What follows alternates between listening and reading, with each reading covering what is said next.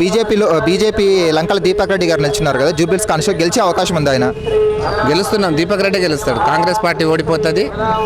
Congress party MIM party రహస్య ఒప్పందంలో భాగంగా నవీన్ యాదవ్ నిలబడ్డాడు. ఆయన ఓడిపోతాడు. ఆయన బ్యాక్గ్రౌండ్ ఏంటంటే ఒక రౌడీ షీటరు, సెటిల్మెంట్లు చేసుకుంటూ ప్రజాసేవలో వచ్చిండు. ఇంతకుముందు ఎంఐఎం పార్టీలో ఉన్నప్పుడు ఆయన 2014లో కూడా పోటీ చేయడం జరిగింది. ఆయన చేసింది లేదు, పీకింది లేదు.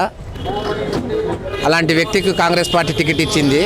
కానీ బీజేపీకి ఎందుకు ఓటు వేయాలని? ఇక్కడ కాంగ్రెస్ పార్టీ రూలింగ్లో ఉంది. స్టేట్లో ఫండ్స్ రావాలన్నా, డెవలప్మెంట్ జరగాలన్నా ఏదైతే రూలింగ్ పార్టీ ఉంటుందో అప్పుడే ఫండ్స్ వస్తాయంటారు. దానికి ఏం చెప్తారన్న?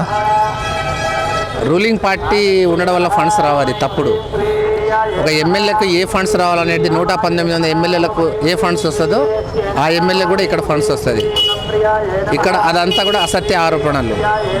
భారతీయ జనతా పార్టీ ఎందుకు ఓటేయాలి? వీళ్ళ కాంగ్రెస్ పార్టీకి ఎందుకు ఓటేయాలి? కాంగ్రెస్ పార్టీ అధికారంలో రాకముందు 420 గ్యారెంటీలు, 420 హామీలు, 6 గ్యారెంటీలు నిరుద్యోగులకు, దళితులకు, గిరిజనులకు, బీసీలకు ఏ ఒక్క హామీ కూడా నెరవేర్చని పార్టీ కాంగ్రెస్ పార్టీ. ఎందుకు ఓటేయాలి కాంగ్రెస్ పార్టీకి?